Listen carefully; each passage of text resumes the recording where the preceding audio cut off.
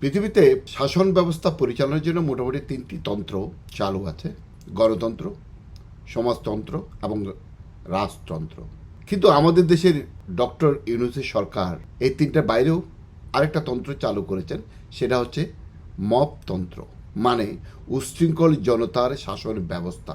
Democracy যদি বিশ্বের সর্বাধিক গ্রহণযোগ্য শাসন ব্যবস্থা হয়, আমাদের বাংলাদেশে মবক্রেসি চালু হয়ে গেছে গণতন্ত্রের অপরপিঠে। শেখ হাসিনার আমলে গণতন্ত্র ছিল না, মানছি। শেখ হাসিনা খুবই খারাপ, ভয়ঙ্কর মহিলা, মানে বিএনপি নেতা শামসুজ্জামান দুদুর কথা অনুযায়ী উনি তো আবার প্রস্তাব করে সবাইকে ভাসিয়ে দেন। শেখ হাসিনা আমলে যদি গণতন্ত্র না থাকে, তাহলে আপনারা গণতন্ত্রের নামে যে, মানে ডেমোক্রেসির নামে যে মবক্রেসি চালু করেছেন, মানে গণতন্ত্রের নামে যে মবতন্ত্র চালু করেছেন, সেটা কেন বলছেন?